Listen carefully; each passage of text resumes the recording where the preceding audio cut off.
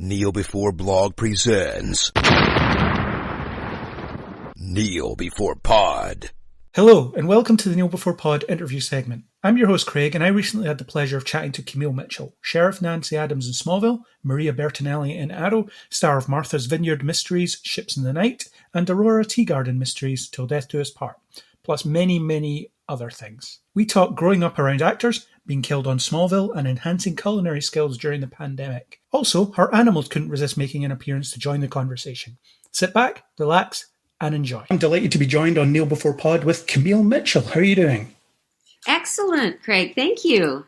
Lovely to be on your show. It's lovely to have you. Absolute pleasure to speak to you. To start with, we'll go right back to the beginning. How did you get your start in acting? What did you do to get into the business, and how did you progress? I come from a family of actors. Both my parents were actors. My father was Camille Mitchell, and my mother was Johanna Melvin, who worked with Max Reinhardt before the war in Vienna and got out just in time. And there was always an expectation of us. I had 3 older brothers, an expectation that we would always perform. It was something we loved to do anyway, but if there was a family gathering of any description, there was always a song to be sung or some kind of entertainment to be provided by the kids. It actually got to be like, a job, not a real job. It was done out of love. We loved it. My oldest brother, Fred, was the MC. My next oldest brother, Chip, and I would take on different caricatures of people in the family. We'd imitate people.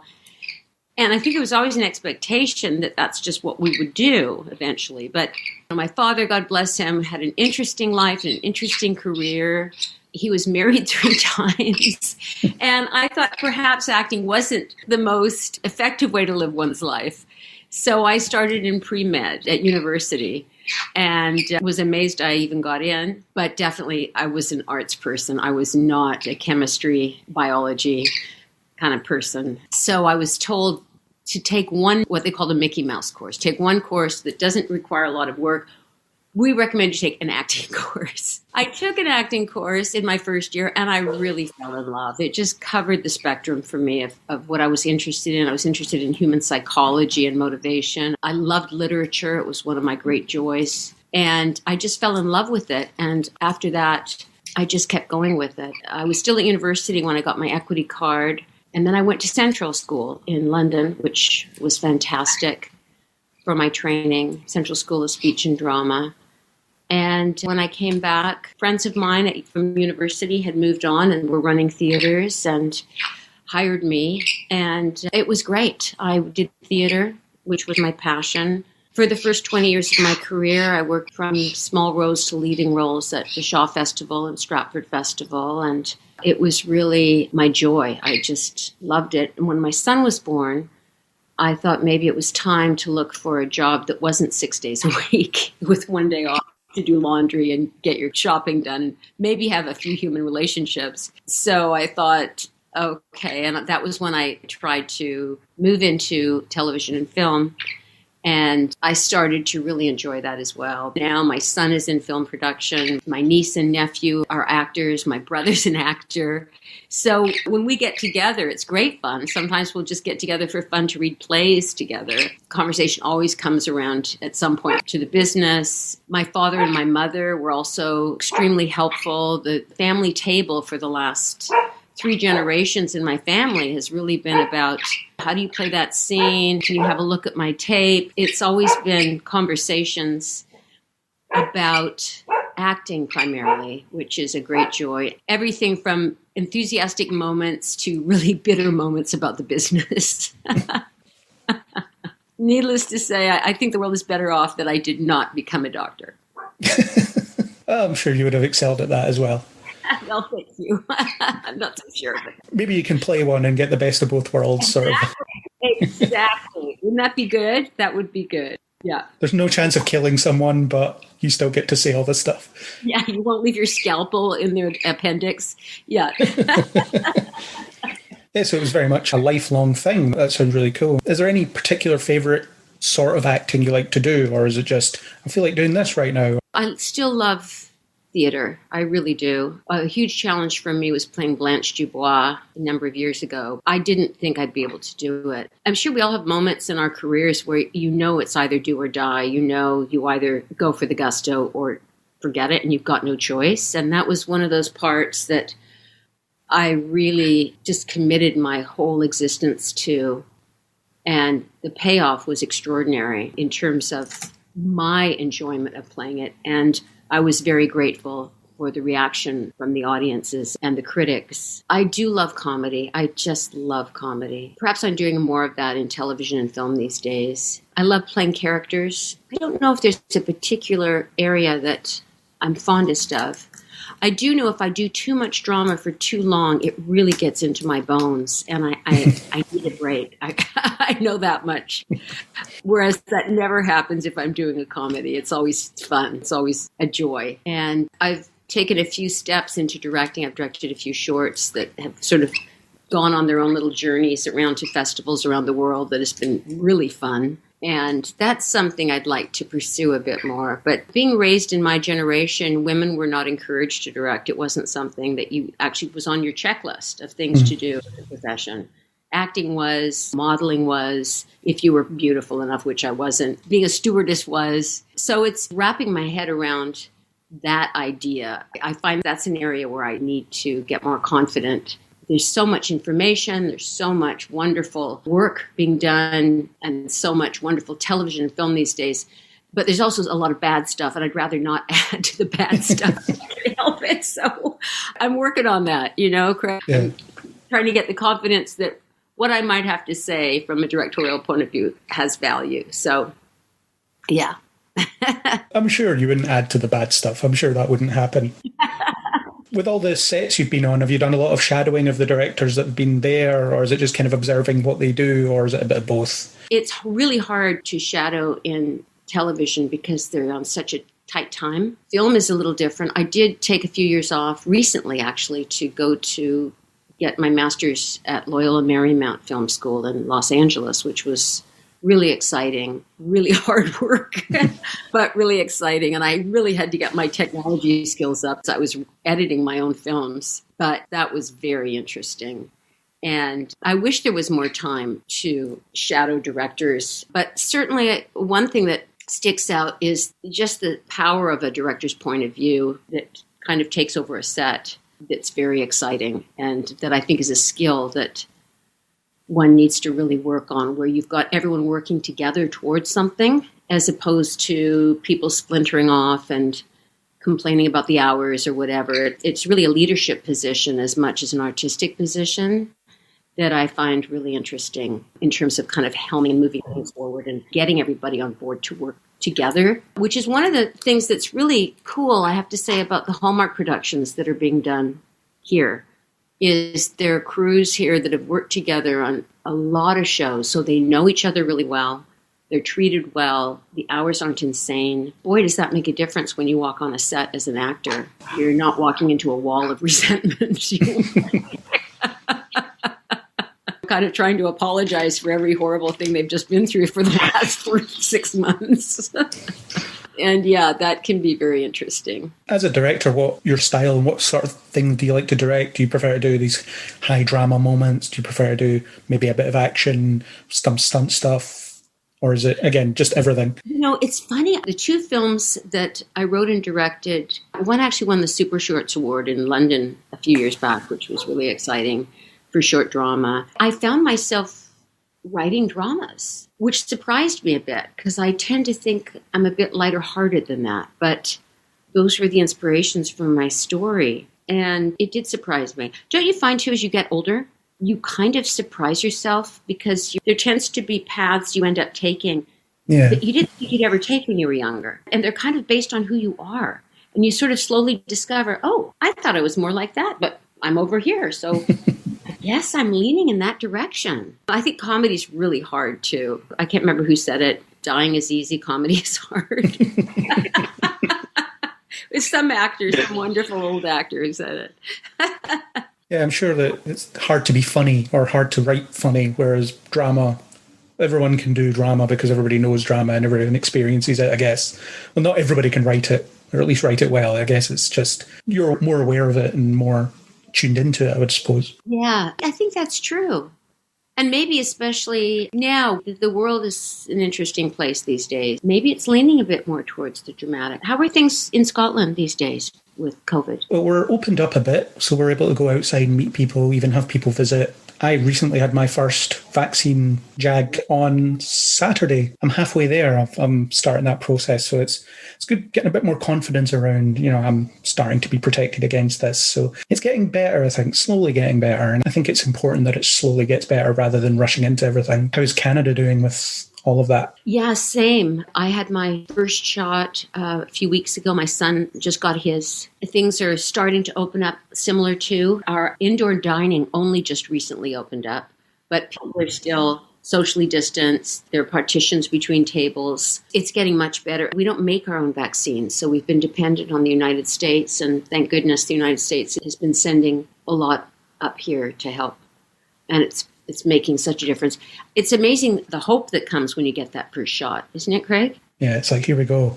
Bit of progress. Finally can start getting my life back, all that kind of stuff. I remember thinking that as I was going in. It's like, here we go, it's the start of it. I can go back to normal at my own pace, but I'll go there. Exactly. But seeing your bio that I was sent, that one of your lockdown coping mechanisms has been experimenting with your culinary skills. What's that been like, just building on that? Yes, and me and Amazon and that kitchen department at Amazon are best buds now. I've got a mandolin. I've got my different pasta machines. It's been really fun. It's funny because I do recall as a young person, a very young person, that life used to be this slow. It wasn't under the COVID umbrella, thank goodness. But there was a time, I remember as a kid, when there weren't even any fax machines. And if their phone rang and you weren't home, you just weren't home. There was this constant inability to relax. Maybe we've had too much time with COVID to relax, but it was somewhat reminiscent of my childhood when you'd have these lazy days when your mom would be cooking and you'd be hanging out in the kitchen with her and there'd be no distractions. So that's been really fun. And making pasta has been really, really fun. I've gotten my family on board for that. We've had some really fun pasta nights and they've been making their own, like we'll make our own dough together. Everyone takes a turn at the wheel, the pasta wheel. It's been very exciting.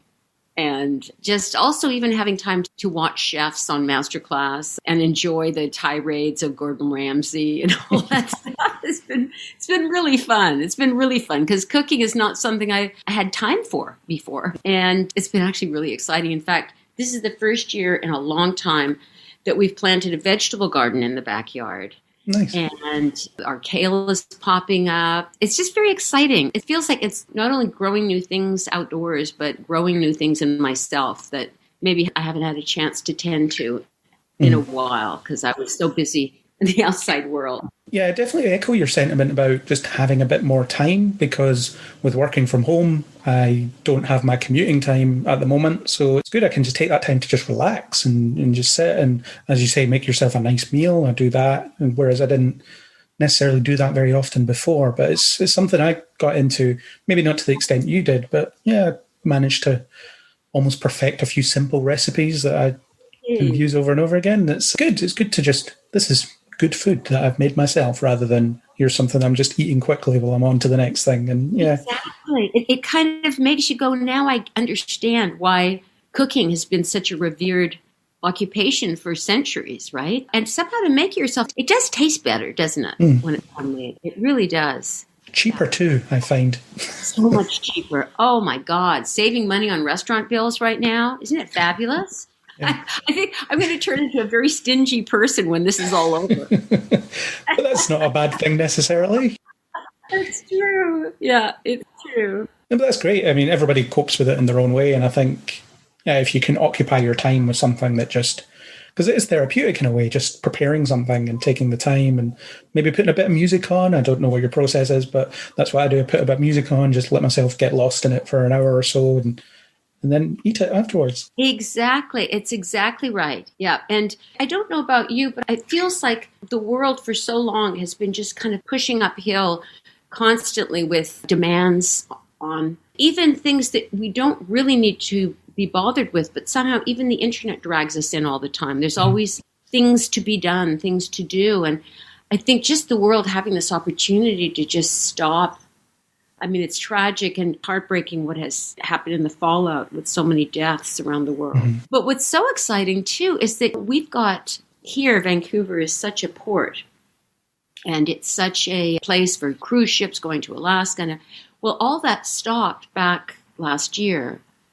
And the amount of wildlife that has come back is amazing. We've had orcas in the harbor of Vancouver, which hasn't happened in years. We've had these wonderful moments where things are getting revived, where animals that have been really teetering on close to really being worried about are now coming back, and it's really amazing. Mother Nature seems to have done really well by this lack of activity on man's part. Not that I'm suggesting this continue in any way, shape, or form, because it's been horrific, but it's amazing here in Canada to see the difference. Even in the first few months, the lack of human activity was really noticeable in the animals and the birds and the different kinds of marine life that was getting revived. Sorry about that. No, it's okay. It's great insight into different things that you think about. It's what I want from interviews like this. That does sound great. Obviously, the situation isn't ideal, but at least some positives can come out of it. And yeah, it's always good to hear. Yeah, it's not all been for nothing, I suppose. Yeah. What do they say? It's an ill wind that blows no good. Yeah, exactly. Anyway, yes. Hopefully these COVID days will be behind us soon. Hopefully. But speaking of being really busy, you've done a lot of acting over the years, and I want to focus kind of more on the genre side of things, because that's what I'm into. That's what the website covers. So the big one for me is Smallville. I don't mind telling you, I was obsessed with Smallville when it was on through my teenage years. I loved it. Yay. Just loved it. And you were on for 5 seasons, and you were the replacement sheriff, the no-nonsense sheriff. Your predecessor was a bit of a soft touch, just corrupt. Exactly. Didn't bother with anything, and you were there challenging Clark, asking him what he was doing at all these crime scenes. So what was it like coming into a big show like that and being this standoffish, authoritative presence that was challenging the status quo a bit? It was so much fun. It was so much fun. And it was the perfect job for an acting mom when my son was 7 years old, right? Because he could come on set, he could see his mom get all gacked up with the guns and the sheriff's badge. It was great. It's funny, too, because I had just moved back from Los Angeles just before I started the show. I didn't know I would be working on Smallville. I was working on something else at the time. And we bumped into Annette O'Toole at the airport. And my son and I had just started watching Smallville, and it was our favorite show. And she was so lovely. I had no idea that a year later we'd be working together. The cast was great, so welcoming. Even though they'd done a couple of seasons already, they were so welcoming.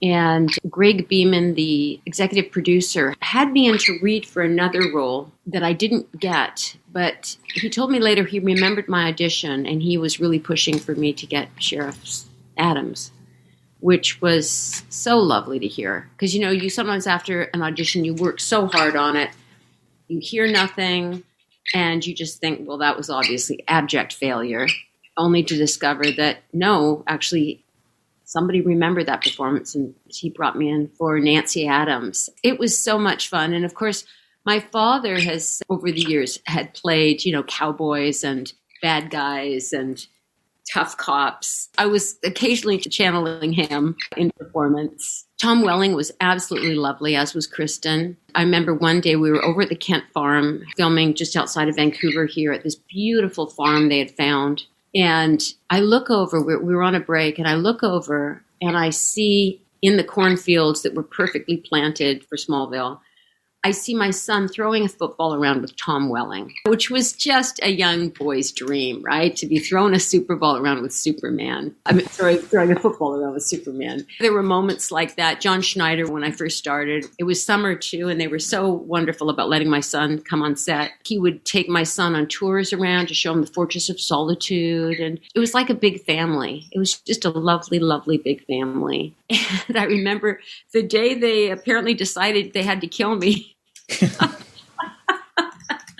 They had always said, when you're in Los Angeles, come visit us at Warner Brothers, right? Which is where they do all the post-production, the editing, and so on.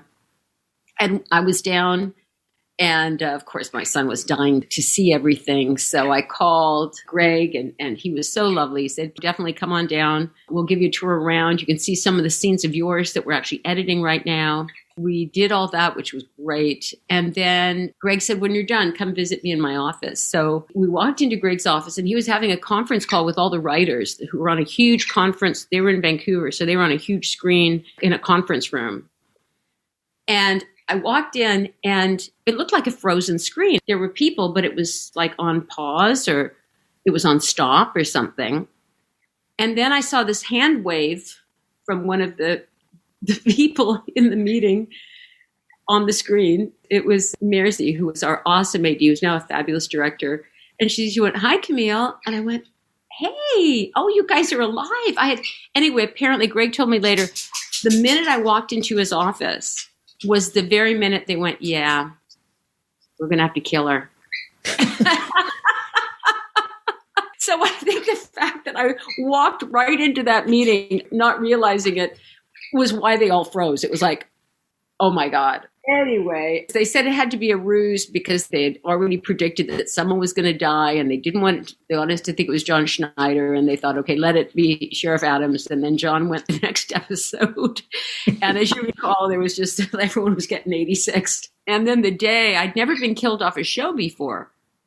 And I guess there is a history of actors misbehaving when they're about to be killed off. I did not know this, but apparently some actors will show up for the scenes they're not being killed on, and then when they finally get to the scene they're being killed, they don't show up.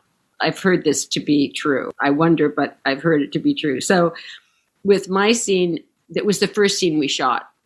And the director, lovely man, Peter Ellis, the minute I got on the set, immediately rushed over to me, put his arm around my shoulder as if I was going to be hyperventilating anytime soon, and said, are you all right? Are you okay? Because it's best if everyone just get along and do what they have to do. And I said, no, I'm fine. It's okay. You can kill me. I'm my feet's all right. I'm ready for this.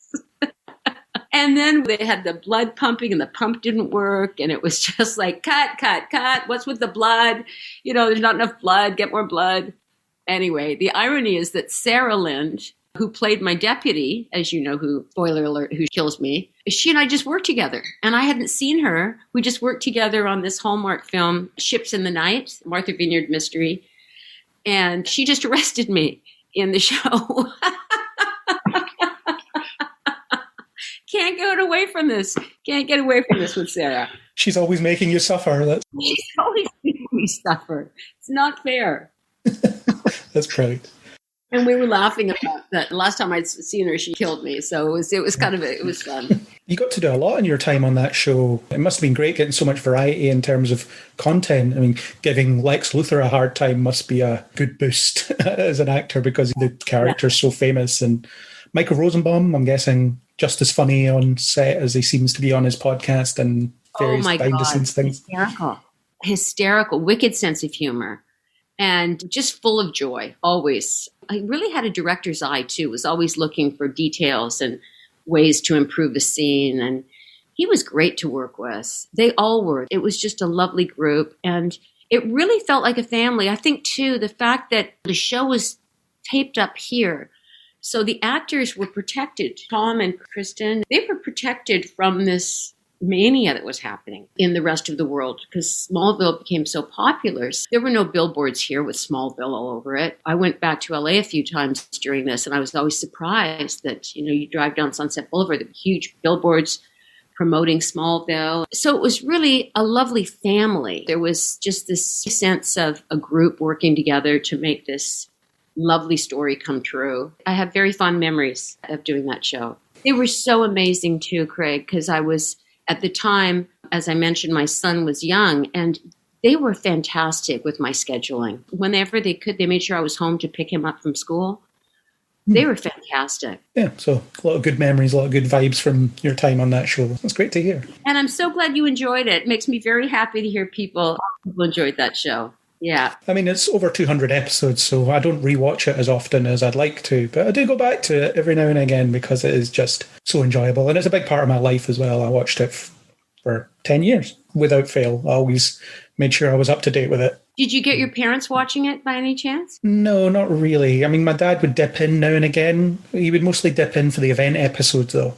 Is this going to be one where he gets closer to being Superman? Here's the Fortress of Solitude introduction episode, that kind of stuff, because he's a big fan of Superman, but he doesn't really watch a lot of TV, so it was just, here's an episode where this happens, or where they introduce this DC comic character that you can have a look at, those kinds of things. So, yeah, I never really got my family into it, but yeah, I've got a bunch of friends that were into it, and we all enjoyed it. The funny story is I had a party for the finale. I had a bunch of people around, and we all sat and watched the finale and had snacks and everything. It was good fun. Well, it's coming up to its 20th anniversary since the first. Yeah, insane. It's unbelievable. Yeah, just amazing. Yeah, recently the 10-year anniversary of the finale airing. That wasn't that long ago. That's right. I mean, the fact that it lasted for 10 years is fantastic, isn't it? Yeah, as a prequel to a Superman story, it takes 10 years. It's kind of insane when you think about it. Another comic book influence show that you were on that I really enjoyed was Legion. And it's fair to say that's a very unconventional show. It could be hard to follow at times. Was that evident when you were working on it? Was it just as insane to work behind the scenes as it was to watch? When I auditioned for it, I had no idea what the script was for the rest of the episode. Until I agreed to do it, I was not allowed to read the script. And I had to beg to read the rest of my scenes. On set, it was really cool because you could see Noah Hawley working with the other creators, and their minds were constantly going. They were so excited. There was such a creative energy happening on that set, and they were constantly just trying to perfect things. But understandably, they didn't necessarily share the rest of it with cast members, aside from, I'm sure, the leads. But it was exciting. I mean, I had no idea what I was watching. Even the costume thing, sometimes you have an idea of what, I had no idea I'd be in this weird 60s suit.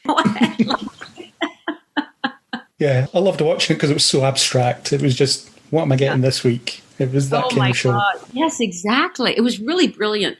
I think those guys are absolutely brilliant. I really do. And I'm so happy that they're becoming such important players in television and film. They so deserve it. I thought Fargo was brilliant. Mm. And also it was fun too because they found some old derelict factory that was their studio here in Vancouver. So you kind of drove way to hell and gone. Usually a lot of the places get reused by different productions around town here. And this one, no one had ever set foot in before. It was this interesting, half of it was falling apart, and that was their studio. That was where they had their offices, and it was perfect. It was just perfect. And another show you were in, I loved, iZombie. You were in 2 episodes of that. What a great show. That was so fun. You talk a bit about working on that, what it was like being there. I interviewed Malcolm Goodwin years ago when it was in its first season, so he was great to talk to. And obviously it ran a long time, or a relatively long time. Yes, it did. It did. And again, the cast was lovely, just lovely. Rose was fabulous. It was a joy. It was really a joy. It's interesting, too, how I think when people are in shows they love doing, they enjoy doing, it's a vibe that you walk right into. And when people are having issues or not that happy, it's also a vibe you walk into, especially in a guest star role. And this one was another one of those very happy sets. Because the hours get long, and these crews have been working together. Sometimes they're working, as 16, 18-hour days. And they get tired. Again, this, like Legion, like other shows I've been very grateful to work on, it's a happy set. You walk in and people are having fun. It allows for more creativity, too. When people are a little easier and lighter and less driven by time, you get better stuff, I think. You just do. You get better work out of the actors. You just get more jamming going on. Because you don't really have a lot of time to rehearse. You literally walk on a set, you're rehearsing, maybe you get 1 or 2 rehearsals with the cast members, and then they want to rehearse for camera. They want to make sure they get all the camera work right, the lighting right. So you really don't have a lot of time to gel with, the way in theater you've got weeks and weeks to rehearse with the same group. So in television, it makes a big difference if it's an open an engaging group of people that want to make it good, that want to make it fun. And directors, too. They can really make a difference on a set, because if you've got a director who's freaking out and stressed, and it's really hard to feel that you're doing your best work. But if you've got a director who's happy to be there and has been treated well, it makes a difference. It's like any job, isn't it? Yeah. It really is. And I think with anything to do with your imagination or creativity, it's a really vital aspect of being allowed to spread, being allowed to voice ideas and really jam with people. It's lovely. Yeah, I loved watching iZombie, especially to see Rose McIver's different acting, because she had to play almost a different character every week, but still the same character, and it was adding these traits to her character, and I thought she was always excellent at it, and it was always entertaining to see her do her thing. Really, she's so talented. She is such a talented actress. And her accent was impeccable. It was always funny to get off set and hear her Australian accent. Yeah, really talented. Yeah, she was great. And the show was great. I'm glad to hear you had a good experience on that as well. Another show you were on I loved, Arrow, but you were on kind of in the death knell. You were on the second to last episode, and it wasn't really an Arrow episode as well. It was a backdoor pilot. So. Yes, it was. Catherine was fabulous. And all the girls were just lovely. And the director was wonderful. And it was another thing that I wasn't allowed to read the script until I said, well, yes, I would do it. So I had really no idea how many scenes I was in. But that was fun. I was hoping it was going to take off a little bit. But unfortunately, I think they've moved on now from that being a pilot. It seems to be a CW thing. They'll do a backdoor pilot and then just not pick it up. I haven't really seen any of them get picked up. Yeah. I guess they're trying things. I was hoping it would continue so that I could continue in that role. And it was filmed out in some magnificent mansion way out on some huge estate. It was really fun. So were you really separate from the rest of the season production then, the final season production? Was it just that group that you were working with? Exactly. And at the time, they kept it very hush-hush that it was even being considered a backdoor pilot. It was only a day or two before I started filming that they let me know that this was the plan. I guess they're so worried now that information is going to leak out on the internet and spoilers and all the rest of it. Yeah, it's too bad because I thought it would have been an interesting show. Don't you? Yeah, I do. The future angle and the two sides to Mia as well, her two personalities at war with each other. It had a good setup, and it's a shame that it won't be continued, at least in that way. There's always a chance they'll show up in another show at some point because they exist, but that show won't exist. And it's a shame. I would have watched it. I watched all of those shows, so I would have naturally watched that one. You love all those shows. Do you have a favorite character from all of these? For me, Arrow was my favourite of the shows. It was consistently my favourite of the shows until it finished. At the moment, I'm really into Superman and Lois. I think they're doing great things there. Oh, good. Legends of Tomorrow is just endlessly watchable. It's just so entertaining every time I watch it. Those are the big ones for me at the moment. I do think The Flash has lost its best days, unfortunately. But too bad. Yeah, I'm still entertained by the cast, and there's the odd episode that reminds me of why I watch it. I think it's the same with any show that runs for long enough. You sometimes feel like you're running on fumes when you're watching it, and then they'll do an episode where you're like, this is why I watch it. Yeah. Now I'm regenerated for a little while. But I wanted to ask about being in Christmas movies as well, because I imagine you don't film them at Christmas, so you have to get in the Christmas spirit at a weird time of year. Yes. It's very interesting to be wearing like thick parkas in August. I actually have a little Christmas meeting wardrobe now. So if I'm meeting to discuss possibly working on a Hallmark, I have all my reds, my red sweaters, my parkas, my fake little fur trim things. What amazed me was when, was it last year, they came out with Christmas in summer? I don't know if they do that in Scotland yet. They're doing it over here. Not so far. Oh. They're airing these Christmas episodes in the summer. I think during COVID, people just needed it so bad, right? I remember hearing about people putting up Christmas trees for comfort in June. They just needed to know that there were still things they could love and enjoy. And so, it is really interesting to be wearing those things. And the fake snow, the outdoor fake snow. And trying not to get too suntanned, right, before you do the show. You don't want it to look like it's summertime. Although it could be a ski tan, I guess. Sweating in the heat when it's supposed to be cold and stuff like that. Yeah, exactly. But I have to say it's probably better than filming in the winter outdoors. It's definitely better. Yeah. Just a bit of a confusing mindset to get yourself in, I guess, at that time of year. Exactly. But boy, are they popular.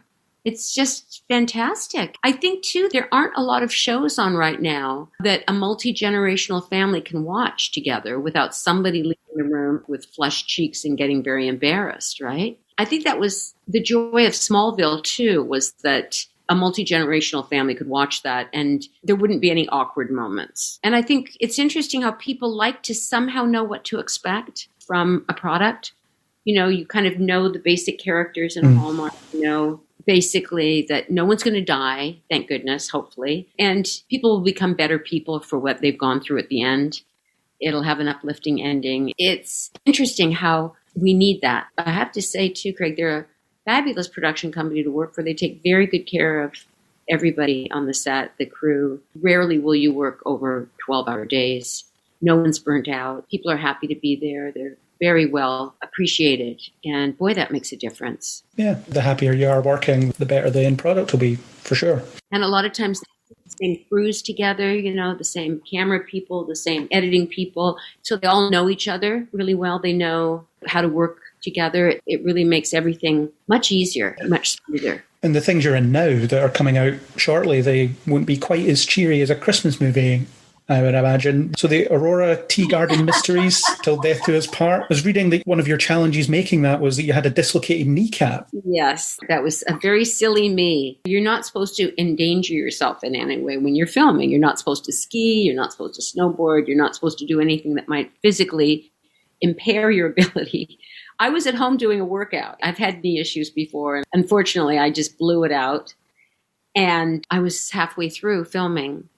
And I couldn't walk without crutches. I couldn't put any weight on it. And of course, there's nothing in the script to suggest there's any impairment with this woman. We don't want to suddenly introduce, you know, I play the mother of the groom, Nick's mom, and I've just come in for the wedding and I'm supposed to proudly be walking down the aisle, you know, and they solved it for me brilliantly. The director, Martin Wood, and the producer, Jim Head, were fabulous. I felt terrible, but they solved it. They put me on a dolly and shot me from the shoulders up for all those scenes. So it looks like I'm just walking into the church and just fine, fit as a fiddle with my crutches tucked under the pew. Movie magic.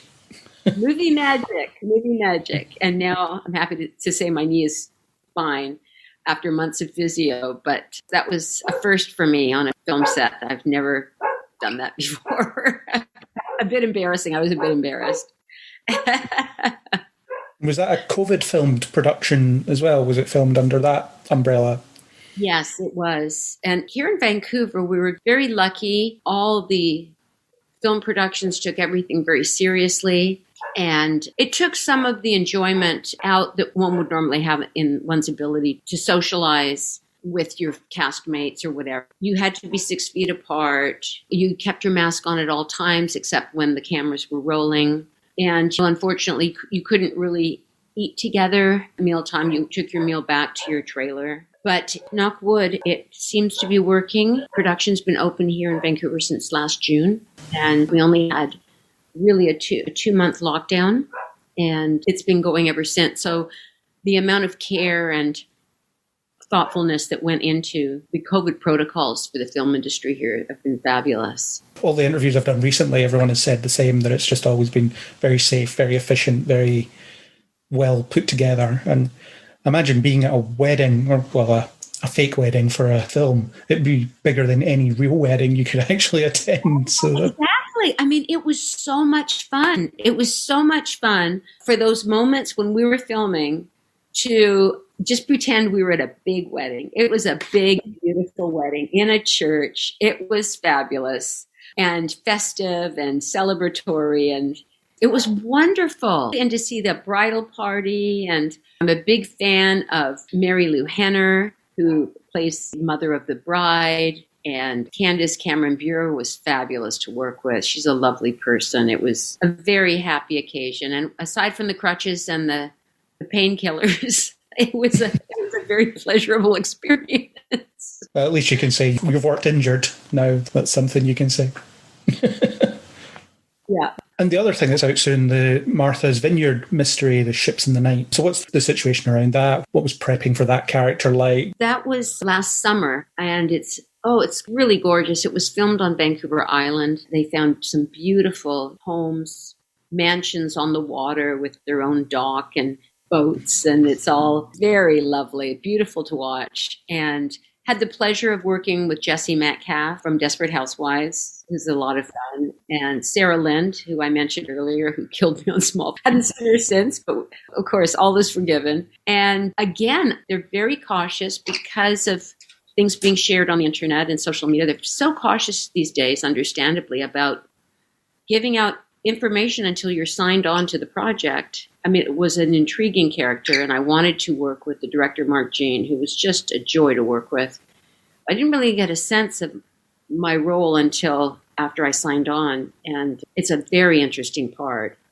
I own the art gallery where the first murder was committed, and I'm trying to help them solve it, but at the same time, I'm also a suspect. I can't reveal more, but it was great fun. It's a real emotional part for me, which I don't get to do very much these days, and it's not usually called for so much, actually, in these Hallmark films, but it was lovely and challenging, and it was my first trip, and the last time I've been out of town. We were, as I mentioned, we were filming on Vancouver Island, so we were staying in Victoria, which is absolutely gorgeous.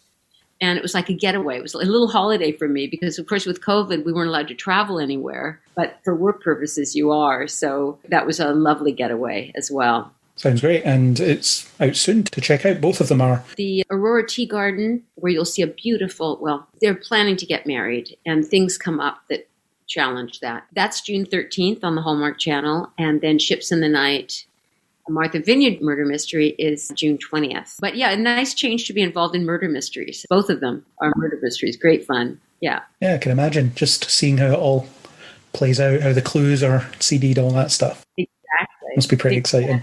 So what's next for you? What's your next projects that you can talk about? I imagine that you can't talk about everything, but the things you can talk about. I'm going to be doing an indie that I'm really excited about. It's written and directed by Rona Reese, and it's about a woman with MS and her relationship with her daughter. And it takes a bit of a Freaky Friday turn when, by some kind of alchemy, cinematic alchemy, my daughter, played by Emily Tennant, ends up in my body, and I get to relive being a young person in a healthy young body. And I'm really looking forward to that. We start filming the end of June.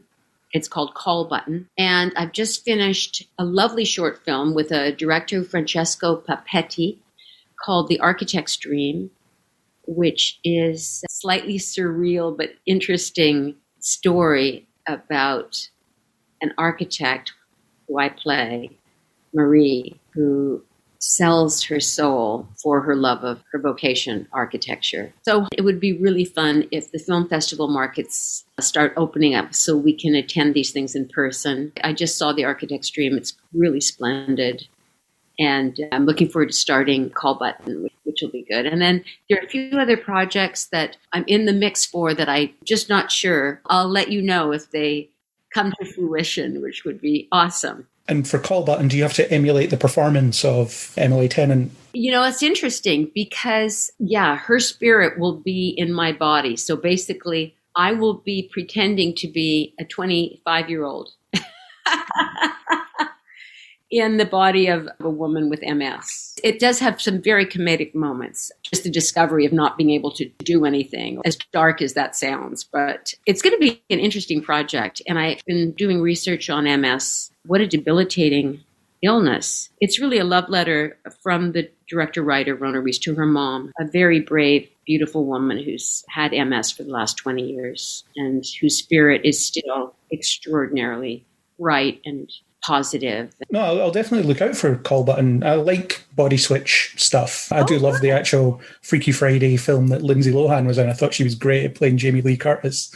Yes. So I always like to see actors trying to emulate the performance of other actors, especially younger or older actors, depending on what the thing calls for. It must be a fun challenge to not copy someone's performance, but be recognizable as that person. Exactly, to try and get a flavor of who they are. Yeah, I'm looking forward to it.